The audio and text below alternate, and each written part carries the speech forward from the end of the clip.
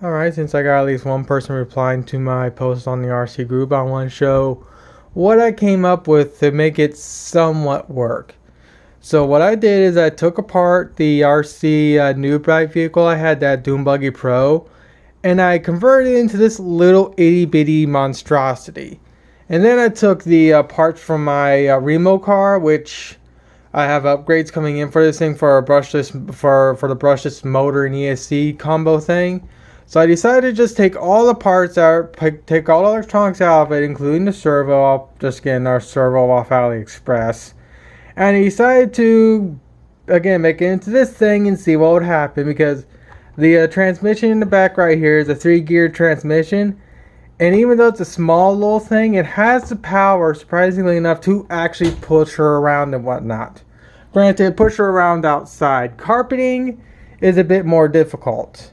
So what I did for that is to help it along on carpeting is I bought myself another new bright vehicle, and I just did this with it to where it's just this little box structure with the little Doom Buggy or the little tank car thing, where it's just basically chassis and motor. And I have it hooked, and I have it wired up in a way to where both motors run at the exact same time, in conjunction with the back motor for this thing, that is connected through this little barrel plug that goes. There's of course the barrel plug here in the front that connects to the actual base here on the side right there, which you really can't see because of the autofocusing. And there's a little caster wheel so it can turn. So basically what this thing is the thing is actually being fully supported by 3 wheels, two screw wheels right here on the side, and a caster wheel in the front so it can steer and whatnot.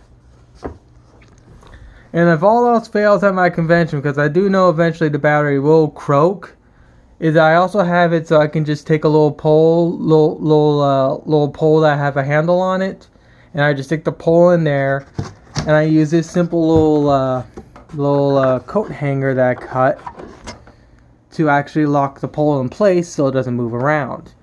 And then again, whenever the battery dies or the thing doesn't work right, I also have it so I can remove the track system in the back. I just gotta flip to the other side via this little plug, via these little connections here. So again, whenever the battery croaks, I just put this.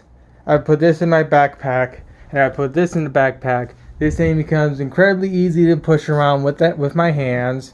But since there's a big old cape behind here, a big old thing that's going like this and whatnot, I have to have the little handle basically sticking out the side so I can just push her that way. And it does, and everything in turn does work.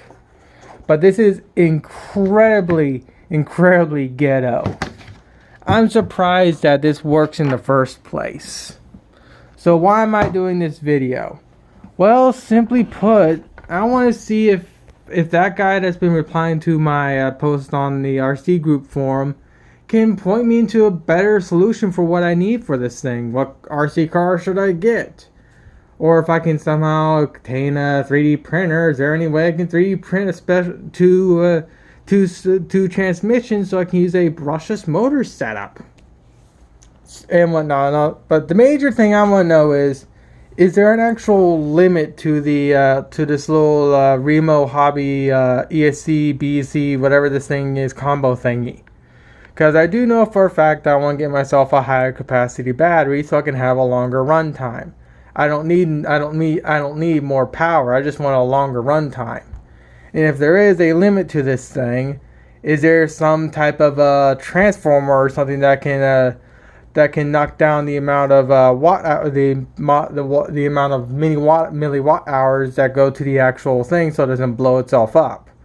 Again, I've never had to really go this far into one of these creations I do, because I've normally been able to get away with cheap toy grade junk for what I need to do if I want to make something RC based.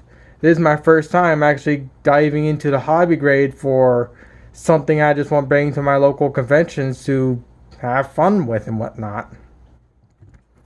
So, again, hopefully someone can point me in the right direction, because I am still fairly new to this stuff, and again, I've never really had to go this far to to complete RC modifications for this thing to work. So, is there anything else I want to talk about? I don't think so. I guess I should actually show this thing running around outside. Oh, actually, if I do, actually, I'll just link a video and link one of my other videos that actually show this thing running around.